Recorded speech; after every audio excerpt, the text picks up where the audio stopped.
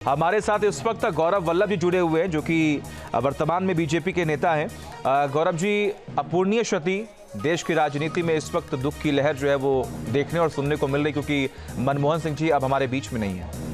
बिल्कुल, साहब से मैं कई बार व्यक्तिगत मिला जी। और कई मुद्दों पर मेरी उससे मतलब कई घंटों तक चर्चा, विशेषकर स्टूडेंट तो आर्थिक विषयों पर उनसे कई बातों पर चर्चा हुई। पर एक बात जो मुझे हमेशा उनके लिए व्यक्तित्व में दिखती थी वो है सादगी, और ऐसी सादगी जिसमें विचारों का फ्री फ्लो ऑफ इंफॉर्मेशन चल रही है। आप उनको अगर उनकी बात से किसी तर्क से सहमति नहीं रखते तो भी वो उसे स्वीकार करते। तो सादगीपूर्ण और आर्थिक विषयों पर जबरदस्त पकड़, ये उनकी पर्सनैलिटी के ऐसे दो पहलू है जो देश हमेशा उनके व्यक्तित्व में याद रखता है। बिल्कुल, हालांकि आप तो काफ़ी दिनों तक कांग्रेस में रहे और काफ़ी काम आपने किया। कोई ऐसा और वाकया जो आप बताना चाहते हो गौरव जी, क्योंकि इस वक्त तमाम बातें जो हैं लोगों की तरफ से कही जा रही हैं, लोग उनकी सादगी, लोग उनकी सरलता, उनके द्वारा लिए गए फैसलों को आज लोग याद कर रहे हैं। देखिए, हमेशा उनसे जब भी मिलता था तो एक सवाल हमेशा पूछता था कि सर 1991 में जब आपने लिबरलाइजेशन, प्राइवेटाइजेशन, ग्लोबलाइजेशन का निर्णय लिया तो आपका उसके पहले आपका ट्रिगर पॉइंट क्या था? और वो हमेशा ये कहते थे कि भारत में मैं चाहता था कि भारत की सड़कों पर सिर्फ 2-3 मॉडल की गाड़ियां नहीं, कम से कम 30 मॉडल की गाड़ियां भारत की सड़कों पर दिखे। तो आज जब भी मैं सड़क पे देखता हूँ तो अलग अलग ब्रांड की गाड़ियां दिख रही है, उन गाड़ियों की मैन्युफैक्चरिंग। ठीक है गौरव जी, माफ कीजिएगा, आपको रोक रहा हूं, बहुत बहुत शुक्रिया। हमारे साथ विवेक तनखा जी भी जुड़े हुए जो कि राज्यसभा सांसद हैं। विवेक जी, अपूर्णीय क्षति जी, बेहद दुखद खबर।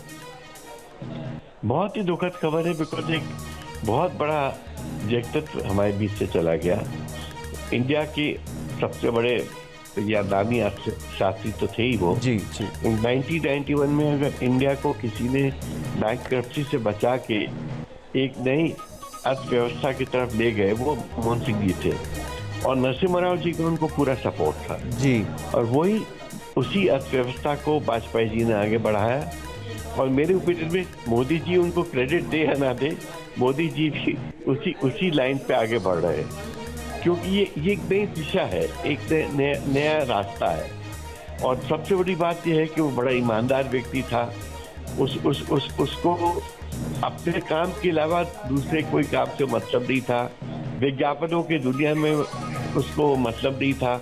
और जो विदेश में और अंतर्राष्ट्रीय लीडर्स में, चाहे वो यूएस हो, यूके में, जो राष्ट्रपति लोग जो उनको रिस्पेक्ट देते थे, हम आज कितना भी आप पब्लिसिटी कर लो, वो रिस्पेक्ट के बराबर वो रिस्पेक्ट नहीं है। तो मैं तो चाहता हूँ ऐसे शिक्षित लोग जैसे वो और अब्दुल कलाम थे जी, ऐसे शिक्षित लोगों को देश को कंट्रोल करना चाहिए।